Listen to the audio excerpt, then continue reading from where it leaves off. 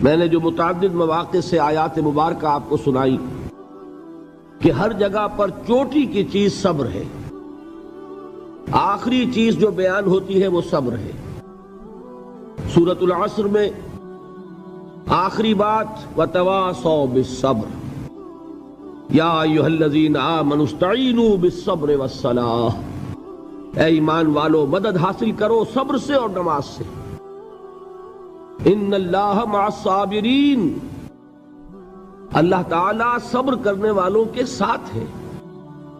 اور پھر آگے چل کر وبشر الصابرین الذین اذا اصابتهم مصیبۃ قالوا انا للہ وانا الیہ راجعون، اے نبی بشارت دیجئے، خوشخبری دیجئے ان صبر کرنے والوں کو کہ جن پر جب بھی کوئی تکلیف یا مصیبت نازل ہوتی ہے تو کہتے ہیں کہ ہم اللہ ہی کے ہیں اور اللہ ہی کی طرف ہمیں لوٹ جانا ہے۔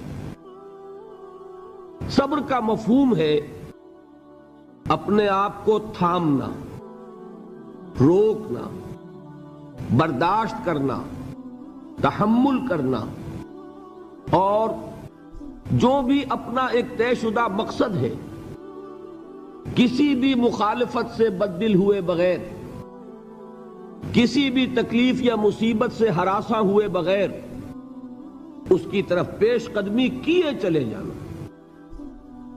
بڑی سخت سردی پڑ رہی ہے، فجر کا وقت ہے، گرم پانی کا اہتمام نہیں ہے، اب اس وقت فجر کی نماز کے لیے اٹھنا، ٹھنڈا پانی اگر ہے تو وضو تو کرنا ہوگا، اس ٹھنڈے پانی سے وضو کرنا، اس وقت لحاف سے نکلنا ہی بہت مشکل، ٹھنڈے پانی سے وضو کرنا اور مصیبت۔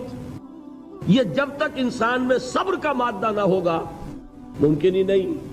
اس کو کہیں گے صبر علی الطاعہ، اطاعت پر صبر کرنا۔ ناگواری محسوس ہو رہی ہے لیکن اس ناگواری کو برداشت کرتے ہوئے انسان اللہ کے حکم کے اوپر جمع رہے، اللہ کے حکم پر عمل کرے۔ یہ کیا ہے؟ یہ صبر ہے۔ اگر یہ صبر نہیں ہے تو ظاہر بات ہے کہ انسان اللہ کے اس حکم پر عمل نہیں کر سکے گا۔ صبر کا مادہ نہیں ہوگا تو آپ کام نہیں کر سکیں گے۔ اور اسی کا ایک دوسرا رخ ہے، جب آپ دعوت حق کے لیے کھڑے ہوں گے پہلا قدم کیا آتا ہے؟ استہزاء، تمسخر، مذاق اڑانا، جس کی میں مثال اب دینا چاہتا ہوں محمد الرسول اللہ صلی اللہ علیہ وسلم کی شخصیت سے۔ دیکھیے ہم کیا اور ہماری بساط کیا، ہم کیا مبلغ ہوں گے، کیا داعی ہوں گے، ہمارے اپنے دامن پر داغ ہوتے ہیں، لیکن یہ کہ محمد الرسول اللہ کے دامن پر کوئی داغ تھا؟ ان کو تو سارے مکے والے الصادق الامین کہتے تھے، نہایت محبوب شخصیت تھے، ان کے لیے تو جا صادق جا الامین یہ الفاظ سننے میں آتے تھے، آنکھوں کا تارا۔ لیکن جب آپ نے دعوت اب شروع کی، اب قرآن مجید میں دیکھیے کسی نے کہا مجنون ہو گئے، دماغ خراب ہو گیا، پاگل ہو گئے، اجی شاعر ہیں، کچھ شعر جوڑ لیتے ہیں ہم پر دھوس جماتے ہیں۔ کسی نے کہا ساحر ہیں، کچھ جادو سیکھ لیا ہے۔ یہاں تک کہ ایسے بدبخت بھی پیدا ہوئے، قرآن میں ہے ساحر کذاب، سحر کرنے والا جادوگر نہایت جھوٹا۔ یہ الفاظ کہے جا رہے ہیں کس کی شان میں؟ محمد الرسول اللہ صلی اللہ علیہ وسلم۔ قرآن میں نقل کیا گیا یا ایھا الذی نزل علیہ الذکر انک لمجنون۔ کبھی آپ نے اس کا ترجمہ سوچا؟ اے وہ شخص، دیکھیے تصور کیجئے حضور جا رہے ہیں، تشریف لے جا رہے ہیں، کسی دعوت میں ہے، تبلیغ میں، یا ویسے ہی تشریف لے جا رہے ہیں، اور کوئی ایک جمگھٹا ہے لوگوں کا، ادھر سے فقرہ آتا ہے، تیر کی طرح لگتا ہے دل میں جا کر محمد کے صلی اللہ علیہ وسلم۔ اے وہ شخص جس کا یہ خیال ہے کہ اس پر کوئی ذکر نازل ہو رہا ہے، ہمارے خیال میں تو تمہارا دماغ خراب ہو گیا ہے۔ یا ایھا الذی نزل علیہ الذکر انک لمجنون، کہا کہ نہیں کہا؟ اور یہ نہ سمجھیے کہ حضور صلی اللہ علیہ وسلم کے قلب مبارک کو تکلیف نہیں ہوتی تھی۔ میں قرآن سے ثابت کروں گا، میں کہیں کوئی کہانیاں بیان نہیں کرنا چاہتا۔ قرآن نے کہا ہے وَلَقَدْ نَعْلَمُ انک یضیق صدرک بما یقولون، اے نبی ہمیں خوب معلوم ہے صلی اللہ علیہ وسلم کہ جو کچھ یہ لوگ کہہ رہے ہیں اس سے آپ کا سینہ بھنجتا ہے، یہ جو گھٹن ہوتی ہے، صدمہ ہوتا ہے۔ انک یضیق صدرک بما یقولون، ہمیں خوب معلوم ہے کہ جو کچھ یہ باتیں آپ کو سننی پڑ رہی ہیں، یہ کڑوی کسیلی باتیں، یہ جو فقرے چست ہو رہے ہیں، استہزاء ہو رہا ہے، تمسخر ہو رہا ہے۔ سورہ ہجر میں ہے، ایک جگہ کھڑے ہوئے لوگ قرآن کا مذاق اڑا رہے ہیں، بھائی فلاں آیت تم لے جانا، فلاں آیت میری ہوگی، اس کے ٹکڑے کر رہے ہیں، اس کے ٹکڑے حصے بکھرے کر کے قیمہ بنا کر ان آیات کا تمسخر اڑا رہے ہیں۔ ایک جگہ قرآن مجید میں مذکور ہے کہ فرشتوں کا مذاق اڑ رہا ہے، بھائی یہ دیکھو محمد نے کہا ہے صلی اللہ علیہ وسلم کہ جہنم پر تو کل 19 فرشتے ہیں، علیہا 19 قرآن میں آیت نازل ہوئی۔ ایک پہلوان کہتا بھائی 10 کو تو میں سنبھال لوں گا، باقی 9 کا تم انتظار کر لو۔ یہ باتیں آ رہی ہیں حضور کے کانوں میں، کلام الہی کے ساتھ کیا سلوک ہو رہا ہے، مجھ پر کیا فقرے چست کیے جا رہے ہیں، مجھ پر جس طریقے سے استہزاء اور تمسخر کا رویہ اختیار کیا گیا ہے، دل بھج رہا ہے، دل میں صدمہ ہے۔ دیکھیے سورہ نون ہے، اور میرے نزدیک یہ دوسری وحی ہے جو حضور پر نازل ہوئی ہے، اس کی ابتدائی آیات، نون والقلم وما یسطرون ما انت بنعمت ربک بمجنون وَإِنَّ لَكَ لَأَجْرًا غَيْرَ مَمْنُونٍ وَإِنَّكَ لَعَلَىٰ خُلُقٍ عَظِيمٍ فَسَتُبْصِرُ وَيُبْصِرُونَ بِأَيِّكُمُ الْمَفْتُونُ إِنَّ رَبَّكَ هُوَ يَعْلَمُ بِمَنْ ضَلَّ عَنْ سَبِيلِهِ وَهُوَ أَعْلَمُ بِالْمُهْتَدِينَ۔ نون، قسم ہے قلم کی اور جو کچھ یہ لکھتے ہیں۔ اے نبی آپ اپنے رب کی نعمت سے مجنون نہیں ہیں۔ یہ کیوں کہا جا رہا ہے؟ حضور کو جو صدمہ پہنچا ہے وہی نازل ہوئی ہے دل جوئی کے لیے، تسلی کے لیے۔ آپ کیوں برا منا رہے ہیں؟ اے نبی آپ کیوں صدمہ اور رنج اور اندوہ محسوس کر رہے ہیں؟ ان بدبختوں کے کہنے سے کوئی آپ مجنون ہو جائیں گے؟ مانتا بے نعمت ربک بمجنون وَإِنَّ لَكَ لَأَجْرًا غَيْرَ مَمْنُونٍ، آپ کو جو یہ صبر کرنا پڑ رہا ہے، آپ کو جو یہ جھیلنا پڑ رہا ہے، اس کی وجہ سے آپ کو وہ اجر ملے گا جس کا سلسلہ کبھی منقطع نہیں ہوگا۔ وَإِنَّكَ لَعَلَىٰ خُلُقٍ عَظِيمٍ، اور اے نبی آپ تو خلق عظیم کے حامل ہیں۔ آپ کا اخلاق، آپ کا کردار، آپ کی سیرت، آپ کی شخصیت میں طہارت، نفاست، پاکیزگی، آج تک دنیا نے کوئی پاگل، کوئی مجنون ایسا بھی دیکھا؟ یہ ساری باتیں اللہ تعالیٰ حضور کی دلجوئی کے لیے فرما رہے ہیں۔ اس سے آپ اندازہ کیجئے کہ کتنا صدمہ ہوتا ہوگا۔ یہی ہے، اس ساری چیز کو جمع کیجئے تو یہ چیز کیا ہے؟ وَاصْبِرْ عَلَىٰ مَا يَقُولُونَ وَاهْجُرْهُمْ هَجْرًا جَمِيلًا، صبر کرو اے نبی، صبر کرو اے محمد صلی اللہ علیہ وسلم، جھیلو اور برداشت کرو اس پر جو یہ کہہ رہے ہیں۔ يُرِيدُونَ لِيُطْفِئُوا نُورَ اللَّهِ بِأَفْوَاهِهِمْ، یہ چاہتے ہیں کہ اللہ کے نور کو اپنے منہ سے بجھا دیں، پھونکے مار کے ہی بس۔ نور خدا ہے کفر کی حرکت پہ خندہ زن، پھونکوں سے یہ چراغ بجھایا نہ جائے گا۔ یریدون لیطفئوا نور اللہ بافواہہم واللہ متم نورہ ولو کرہ الکافرون، یہ چاہتے ہیں کہ اپنے منہ کی پھونکوں سے اللہ کے نور کو بجھا دیں، حالانکہ اللہ تعالیٰ تو اپنے نور کا اتمام فرما کر رہے گا، خواہ ان کافروں کو کتنا ہی ناگوار ہو۔ اس کی ترجمانی ہے نور خدا ہے کفر کی حرکت پہ خندہ زن، پھونکوں سے یہ چراغ بجھایا نہ جائے گا۔ یہی وجہ ہے، دیکھیے مکی صورتوں میں خود نبی اکرم صلی اللہ علیہ وسلم کو اتنے مختلف پیرایوں میں صبر کا حکم دیا گیا۔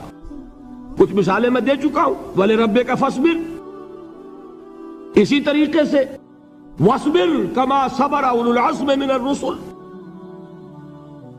اے نبی صبر کیجئے جیسے کہ صبر کیا ہمارے اولو العزم رسولوں نے۔ وَاصْبِرْ وَمَا صَبْرُكَ إِلَّا بِاللَّهِ، اے نبی صبر کیجئے اور آپ کا صبر تو اللہ ہی کے سہارے ہے۔ وَاصْبِرْ لِحُکْمِ رَبِّكَ، یہ سورہ نون جس کی ابتدائی آیات میں نے آپ کو سنائی، نون والقلم وما یسطرون ما انت بنعمت ربک بمجنون، اس کا اختتام کیا ہوتا ہے؟ وَاصْبِرْ لِحُکْمِ رَبِّكَ وَلَا تَكُنْ كَصَاحِبِ الْحُوتِ اِذْ نَادَىٰ وَهُوَ مَكْظُومٌ، اے نبی صبر کیجئے اپنے رب کے فیصلے کا، انتظار کیجئے اور اس مچھلی والے کے مانند نہ ہو جائیے۔ مچھلی والا کون؟ حضرت یونس علیہ السلام۔ مچھلی والے نے اپنے دینی حمیت اور غیرت جو تھی اس کی وجہ سے اللہ کے حکم کا انتظار نہیں کیا، اپنی قوم کو چھوڑ کر چل دیے۔ نبی کا، رسول کا یہ معاملہ ہوتا ہے، جیسے کہ آپ کو معلوم ہے کوئی افسر ہے کسی حکومت کا، وہ اپنی پلیس آف ڈیوٹی کو نہیں چھوڑ سکتا، he must stick to his place of duty. بڑے افسرز کے لیے تو یہ بہت بہت اہم بات ہے۔ تو اے رسول، جہاں آپ کو ہم نے تعینات کیا ہے آپ وہاں سے ہل نہیں سکتے کہ ذرا مخالفت ہوئی، لوگوں نے فقرے چست کیے اور آپ کہیں اور چل دیے، دفع ہوئیے، یہ بات نہیں سننا چاہتے میں کسی اور کو سناؤں گا، ہو سکتا ہے نا؟ ہم تو کرتے ہیں نا یہ، اس لیے کہ ہمیں تو اللہ نے کہیں تعینات تو نہیں کیا نا۔ اگر ایک جگہ کے لوگ بات نہیں سنتے، چلو بھائی ہم کہیں اور جائیں گے، وہاں بات سنائیں گے۔ لیکن رسول کا معاملہ ہوتا ہے جو اس کی پلیس آف اپوائنٹمنٹ ہے، he can not leave his place without the express permission of Allah سبحانہ و تعالی۔ آپ نے یہ سنا ہوگا، سیرت کی تقاریر میں پڑھا ہوگا کہ مدینے کی طرف ہجرت کی اجازت حضور نے تمام صحابہ کو دے دی، خود منتظر رہے جب تک کہ اللہ کی طرف سے اجازت نہیں آ گئی۔ حضرت ابوبکر پوچھتے رہتے تھے حضور اجازت آ گئی کہ نہیں؟ نہیں ابھی نہیں آئی۔ حضور اذن آ گیا؟ نہیں آیا، ابھی نہیں آیا۔ حبشہ کی طرف سب کو بھیج دیا، اجازت دے دی جو جانا چاہے چلا جائے۔ حضور کی صاحبزادی جو حضرت عثمان کے نکاح میں تھی وہ بھی ہجرت کر رہی ہے، لیکن حضور تو نہیں گئے۔ رسول نہیں چھوڑ سکتا اپنی جگہ کو، یہاں تک کہ تمام تقریباً صحابہ چلے گئے، حضور رہ گئے، حضرت ابوبکر رہ گئے، حضرت علی رہ گئے، اور حضرت ابوبکر پوچھ رہے ہیں بار بار اجازت آئی یا نہیں؟ نہیں ابھی نہیں آئی۔ حضرت عائشہ نے واقعہ بیان کیا کہ ایک روز اچانک دوپہر کے وقت ہم نے دیکھا کہ حضور نے اپنے پورے جسم کو ڈھانپا ہوا ہے، چہرے کو بھی کپڑے میں ڈھانکا ہوا ہے اور تشریف لا رہے ہیں۔ یہ اس میں تعجب کی بات یہ کہ عرب میں آج بھی آپ کو معلوم ہے کہ یہ چیز جو ہے ان کی روایات کے خلاف ہے کہ دوپہر کے وقت کوئی کسی سے ملنے جائے۔ یہ وقت جو ہے قیلولے کا ہے، آرام کا ہے۔ تو این ٹھیک دوپہر کے وقت تشریف لائے حضور، آپ نے آ کے حضرت ابوبکر سے فرمایا کہ اجازت آ گئی ہے۔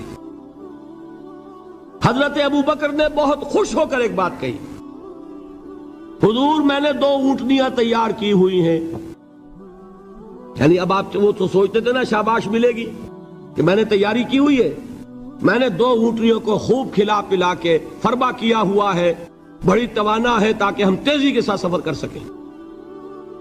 حضور نے توقف کیا، فرمایا ہاں ٹھیک ہے، 1 اونٹنی میں استعمال کروں گا لیکن میں اس کی قیمت ادا کروں گا۔ حضرت ابوبکر کی آنکھوں میں آنسو آ گئے، روتے ہوئے کہا حضور مجھ سے یہ مغایرت، کیا یہ جان اور مال کسی اور کے لیے ہے؟ آپ مجھ سے بھی کہہ رہے ہیں میری اونٹنی جو ہے وہ بھی بلا معاوضہ آپ قبول نہیں فرما رہے۔ یہ ہے محمد الرسول اللہ کی غیرت اور حمیت کا معاملہ۔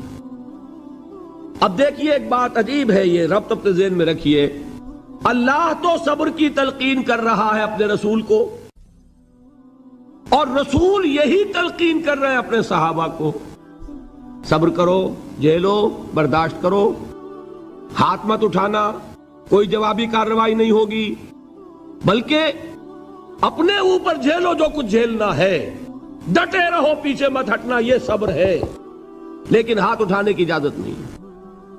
چنانچہ اب ذرا چشم تصور سے دیکھیے، ابو جہل اس نے جو بدترین روش اختیار کی، وہ ایک خاندان تھا حضرت یاسر، ان کی اہلیہ حضرت سمیہ اور ان کے فرزند حضرت عمار رضی اللہ تعالی عنہم۔ یہ غلام نہیں تھے، حضرت سمیہ تو کنیز تھیں لیکن یاسر غلام نہیں تھے۔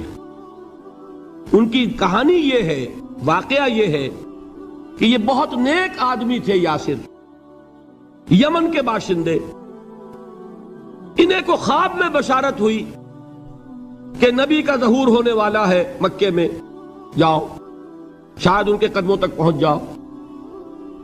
یہ یمن سے ترک وطن کر کے مکے آ گئے۔ ابو جہل کا ایک چچا تھا، بہت شریف النفس انسان، اس کے ساتھ معاہدہ کیا حلیف بن کر، اور وہ مکے میں رہنے لگے۔ اس لیے کہ یہ نوٹ کر لیجئے، مکہ اس وقت ایک قبیلے کا شہر تھا، صرف قریش۔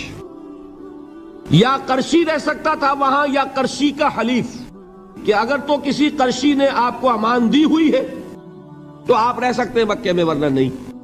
یا تیسرے قرشی کا غلام، غلام تو ملکیت ہی ہے اس کی، جیسے بھیڑ بکری ہے کسی قرشی کی، اسی طرح اس کے غلام ہے۔ یہ تین کیٹیگریز تھی انسانوں کی مکے میں۔ اسی کو نوٹ کیجئے کہ جو بیچارے غلام تھے وہ سب سے زیادہ ستائے گئے، اس لیے کہ غلاموں کے تو حقوق ہی کوئی نہیں تھے۔ بلال غلام تھے، ابو فقی غلام تھے، زنیرہ ایک کنیز تھی، ان کو جو ماریں پڑی ہیں اس کا آپ کو معلوم ہے۔ حضرت بلال کے ساتھ جو کچھ امیہ ابن خلف نے کیا، کہ جس طریقے سے کہ حیوانوں کی لاشیں جو ہے کھینچ کر گھسیٹ کر لے جائی جاتی ہیں، ان کی گردن میں رسی ڈال کر گھسیٹتے، اسی طریقے سے حضرت بلال کے گردن میں رسی ڈال کر ٹھیک دوپہر کے وقت مکے کی سنگلاخ گلیوں کے اندر گھسیٹا جاتا تھا۔ نیچے زمین جل رہی ہے توے کی طرح، اور ویسا بھی ہوتا تھا کہ چت لٹا دیا، اوپر سے وہ آگ مکے کا، کہ سورج جو ہے ذرا نوٹ کیجئے، آگ برسا رہا، نیچے زمین توے کی طرح جل رہی ہے، اور ایک بھاری سل بھی لا کر جو ہے سر پر رکھ دی، چھاتی پر رکھ دی گئی ہے کہ آواز نہیں نکل رہی، جھاگ نکل رہے منہ سے، لیکن اس حال میں بھی احد احد احد، ایک ایک اللہ، قل هو اللہ احد، الفاظ نکل رہے۔ یہ ہے وہ صبر، صبر علی الابتلاء، صبر علی الایذاء۔ یہ ابتلاء اور ایذاء پر صبر ہے، جھیلو برداشت کرو، اس توحید پر قائم رہو، محمد کی رسالت کے اقرار کرتے رہو صلی اللہ علیہ وسلم، لیکن ہاتھ نہیں اٹھانا۔ اب میں آپ کو بتا رہا تھا یہ تو غلام تھے، یہ جو تھے یاسر، یہ حلیف تھے، غلام تو نہیں تھے نا۔ البتہ وہ ابو جہل کے چچا کی کنیز تھی یہ سمیہ، انہوں نے اجازت لے کر ان سے نکاح کر لیا، یہ تو کنیز رہیں گی۔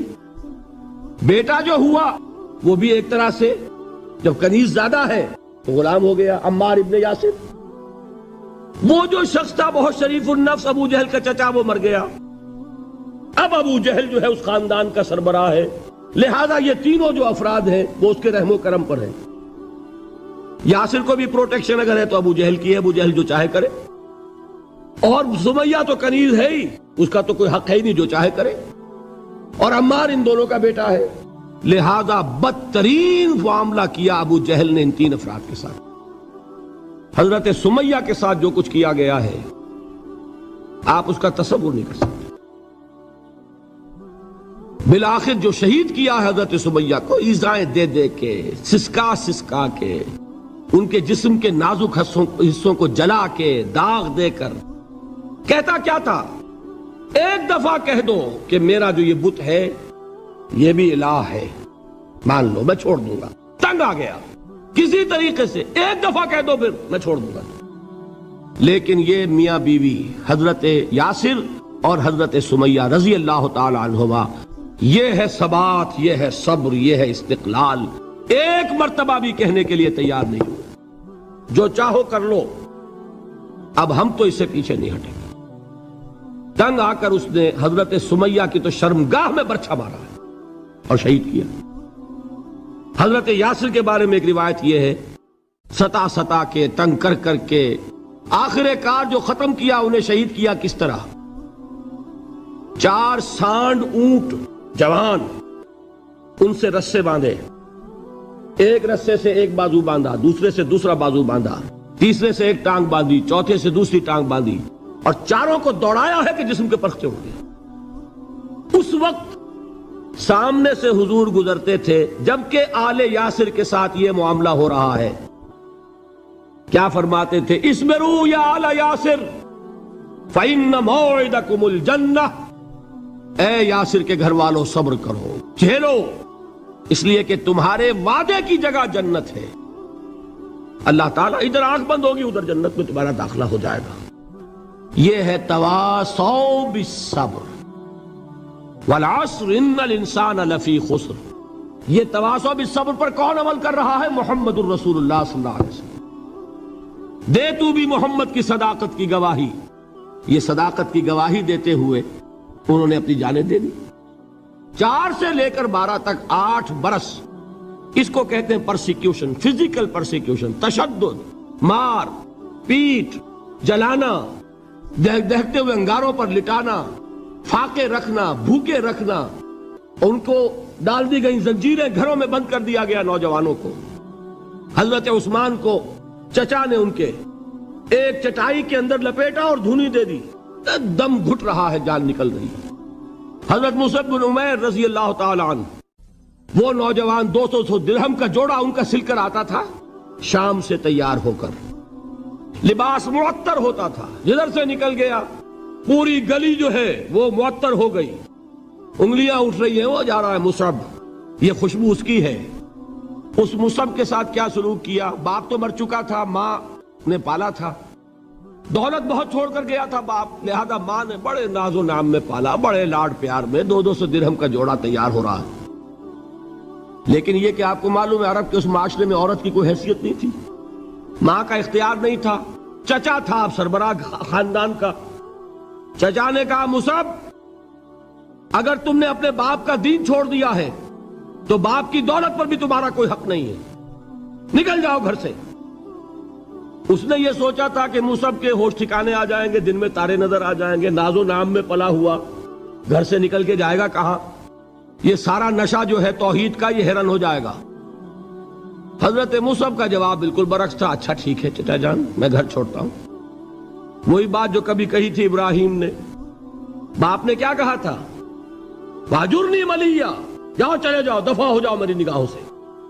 حضرت ابراہیم نے کیا جواب دیا تھا؟ سلام علیک ساستغفر لک ربی انہ کان بی حفیہ۔ اچھا ابا جان آپ کا حکم یہی ہے تو میں چلتا ہوں، آپ پر سلامتی ہو، میرا رب مجھ پر بڑا مہربان ہے، میں اس سے آپ کے لیے استغفار کروں گا۔ جلدی یہی جو ہے حضرت ابراہیمی کی نسل ہے نا قریش۔ آج ابراہیم کے ایک بیٹے کے ساتھ وہی معاملہ ہو رہا ہے، مصعب کے ساتھ، اور مصعب چلنے کے لیے تیار ہو گئے۔ چچا نے سوچا میں سمجھتا تھا کہ ہوش ٹھکانے آ جائیں گے، یہ تو تیار ہو گیا نکلنے کے لیے۔ غصے میں آ کے اگلی بات کہی، یہ کپڑے جو پہنے ہوئے تم نے یہ بھی اسی مشرک باپ کی کمائی کے ہیں، اتارو ان کو۔ وہیں کپڑے اتارے، مادر زاد برہنہ گھر سے نکالے گئے۔ ماں کے پاس پہنچے، ماں نے آنکھوں پر ہاتھ رکھے، مصعب کیا ہوا؟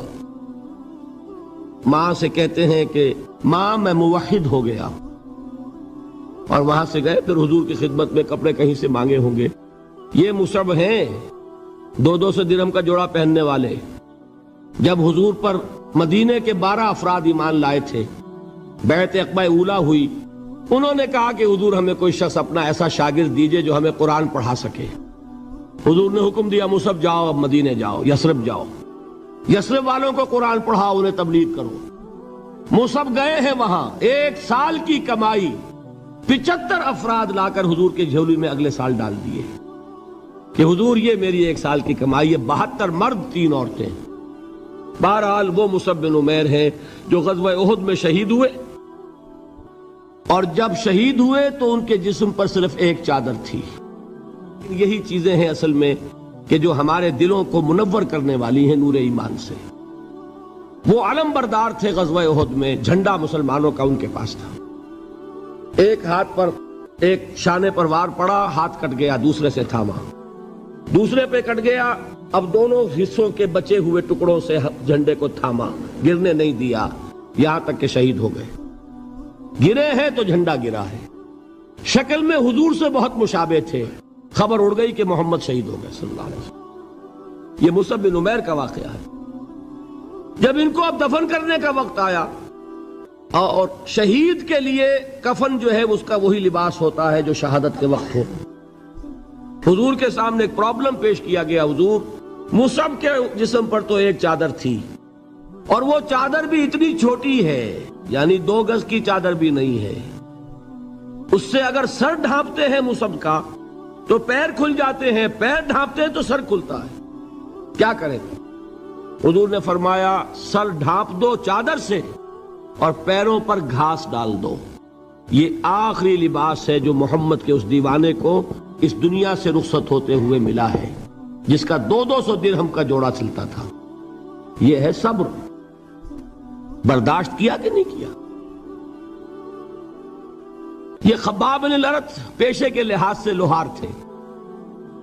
سوچئے ایک زندہ انسان کو دہتے ہوئے انگاروں پر لٹایا جا رہا ہے، ان انگاروں سے کھال جلی، کمر کی چربی پگھلی، اس پگھلنے والی چربی سے وہ انگارے ٹھنڈے پڑے۔ یہ سب کچھ جھیل رہا ایک شخص۔ سوچنے والوں نے سوچا نہیں ہوگا کیا جرم تھا ان کا، تو بڑا شریف آدمی ہے، بہت اچھا کاریگر ہے، وقت پر کام دیتا ہے، مناسب اجرت لیتا ہے، یہ کیا ہوا؟ یہ کوئی جرم نہیں، جرم صرف ایک ہے، ایک اللہ کو مانتا ہے اور محمد کے دامن سے وابستہ ہے صلی اللہ علیہ وسلم۔ فاستعینوا بالصبر والصلاۃ، مدد حاصل کرو کس سے؟ صبر سے اور نماز سے۔ ان اللہ مع الصابرین، جان لو کہ اللہ تعالیٰ صبر کرنے والوں کے ساتھ ہے۔ ولا تقولوا لمن يقتل في سبيل الله اموات، اور ہرگز نہ کہو اسے جو اللہ کی راہ میں قتل ہو جائے کہ وہ مردہ ہے۔ بل احیاء ولکن لا تشعرون، نہیں، وہ زندہ ہے لیکن تمہیں ان کا شعور نہیں ہے۔ اور سنیے اب یہ آیت اہم ترین ہے صبر کے موضوع پر۔ وَلَنَبْلُوَنَّكُمْ بِشَيْءٍ مِّنَ الْخَوْفِ وَالْجُوعِ وَنَقْصٍ مِّنَ الْأَمْوَالِ وَالْأَنفُسِ وَالثَّمَرَاتِ وَبَشِّرِ الصَّابِرِينَ، اور دیکھو ہم تمہیں آزمائیں گے۔ وَلَنَبْلُوَنَّكُمْ، ہم لازماً آزمائیں گے تمہیں، بِشَيْءٍ مِّنَ الْخَوْفِ، خوف کی کیفیت طاری کر کے، والجوع، بھوک، فقر اور فاقہ، ونقص من الاموال، مالی نقصان، والانفس، جانی نقصان، والثمرات، اور ثمرات، پھلوں اور میووں کا نقصان۔ میرے نزدیک یہاں پر ثمرات کا مفہوم ایک اور بھی ہے۔ ایک تو صاف تھا کھجور کی فصل تیار ہے، غزوہ تبوک جانے کا حکم مل گیا، کون اتارے گا؟ اور کھجور وقت پر اتری نہیں، برباد ہو جائے گی۔ یہ ہو رہا ہے نا میووں کا نقصان۔ اور میرے نزدیک یہاں یہ بھی ہے، بسا اوقات بہت سی محنتوں کا نتیجہ انسان دیکھتا ہے کہ ضائع چلا گیا، میں نے 10 سال محنت کی، حاصل کوئی نہیں نکلا۔ یہ ثمرات کیا ہیں؟ محنتیں، محنتوں کے ثمرات کا ضیاع۔ کوشش آپ نے کی، قسمت کی خوبی دیکھیے، ٹوٹی کہاں کمن، 2-4 ہاتھ جب کے لبے بام رہ گئے۔ Be prepared. ایک شاعر کے یہ اشعار ہیں، یہ فصل امیدوں کی ہمدم اس بار بھی غارت جائے گی، سب محنت صبحوں شاموں کی اب کے بھی اکارت جائے گی۔ میرے نزدیک یہ ثمرات کا جو لفظ یہاں آیا ہے، وَنَقْصٍ مِّنَ الْأَمْوَالِ وَالْأَنفُسِ وَالثَّمَرَاتِ، سب محنت صبحوں شاموں کی اب کے بھی اکارت جائے گی۔ دھرتی کے کونوں کھدروں میں پھر اپنے لہو کی کھاد بھرو، پھر مٹی سینچو اشکوں سے، پھر اگلی رت کی فکر کرو، پھر اگلی رت کی فکر کرو، جب پھر ایک بار اجڑنا ہے۔ ایک فصل پکی تو بھر پایا، تب تک تو یہی کچھ کرنا ہے۔ ایک مقصد ہے سامنے، انقلاب برپا کرنا ہے۔ ایک کوشش ناکام ہو جائے کوئی پرواہ نہیں، نیکسٹ، پھر تیار رہو ناکامی کے لیے۔ ایسا نہ ہو جو انگریزی میں کہتے ہیں hope for the best but be prepared for the worst. ایسا نہ ہو کہ دوسری مرتبہ ناکام ہو کے بددل ہو جاؤ، تمہاری ہمتیں جواب دے جائیں، نہیں، پہلے سے تیار رہو کہ دوسری مرتبہ بھی ناکامی آئے تو آئے، لیکن جب تک کہ کامیابی حاصل نہیں ہوتی ہمیں یہ کام کیے چلے جانا ہے۔ دیکھیے سیرت میں آیا کہ نہیں یہ واقعہ؟ بدر میں مسلمانوں کو فتح ہوئی تو احد میں زک پہنچی کہ نہیں؟ 70 صحابہ شہید ہوئے کہ نہیں؟ اگر ان کی ہمتیں جواب دے جاتی تو گاڑی کیسے چلتی آگے؟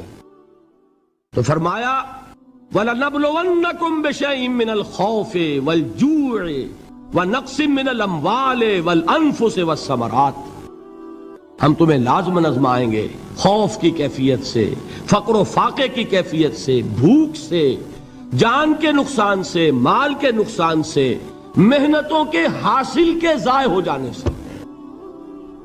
وَبَشِّرِ الصَّابِرِينَ، اور اے نبی بشارت دیجئے صبر کرنے والوں کو، الَّذِينَ إِذَا أَصَابَتْهُمْ مُصِيبَةٌ، وہ کہ جب ان پر کوئی تکلیف آئے، کوئی مصیبت آئے، کوئی آزمائش آئے، قالوا انا للہ وانا الیہ راجعون، وہ یہ کہیں کہ ہم اللہ ہی کے ہیں، اللہ ہی کی طرف لوٹ جانا ہے۔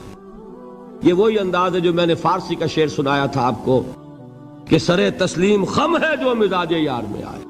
وہ ہمارا مولا ہے، ہمارا آقا ہے، اگر اسے یہی منظور ہے تو ہمیں بھی یہی منظور ہے۔ میں نے تسلیم و رضا کی بات کی تھی نا، آپ کو کچھ شعر سنائے تھے، ایک شعر اور سنیے، اور یہ کس کا ہے؟ محمد علی جوہر کا۔ ایک مرتبہ جیل گئے، ان کی ایک بیٹی جوان بیمار ہوئی، فوت ہو گئی، باہر چھوڑا انگریز نے، جاؤ بھائی دفن کر دو بیٹی کو۔ دوسری مرتبہ جیل گئے، دوسری جوان بیٹی اسی مرض میں مبتلا ہوئی، اب یہ جیل میں ہے، خبر پہنچی کہ دوسری بیٹی کے اوپر بھی اسی مرض کا حملہ ہوا ہے۔ ایک نظم لکھی ہے جس کا آخری شعر یہ ہے، تیری صحت ہمیں منظور ہے لیکن اس کو نہیں منظور تو پھر ہم کو بھی منظور نہیں۔ یہ ہے، جب تک یہ کیفیت نہ ہو اس میدان میں آدمی ثابت قدم نہیں رہ سکتا کہ میرے رب کو اگر یہ منظور ہے تو یہی مجھے منظور ہے، اور تیری صحت ہمیں چاہیے تو ضرور لیکن ہمارے رب کو منظور نہیں تو ہمیں بھی منظور۔ راضی برضائے رب۔ وَبَشِّرِ الصَّابِرِينَ الَّذِينَ إِذَا أَصَابَتْهُمْ مُصِيبَةٌ قَالُوا إِنَّا لِلَّهِ وَإِنَّا إِلَيْهِ رَاجِعُونَ۔ نہ شود نصیب دشمن کے شود ہلاک تیغت، سر دوستہ سلامت کے تو خنجر آزمائی۔ اولئک علیہم صلوات من ربہم ورحمہ، یہی ہے وہ لوگ جن پر ان کے رب کی طرف سے عنایتیں ہیں اور رحمتیں ہیں۔ وَأُولَئِكَ هُمُ الْمُهْتَدُونَ، اور یہی ہے وہ لوگ جو کامیاب ہونے والے ہیں، ہدایت پانے والے، ہدایت یافتہ۔ وَالصَّابِرِينَ فِي الْبَأْسَاءِ وَالضَّرَّاءِ وَحِينَ الْبَأْسِ، اور صبر کرنے والے، اصل نیکی ان کی ہے، جسمانی تکلیفوں میں صبر کرنے والے، فقر اور فاقے میں صبر کرنے والے، اور جنگ کے وقت صبر کرنے والے۔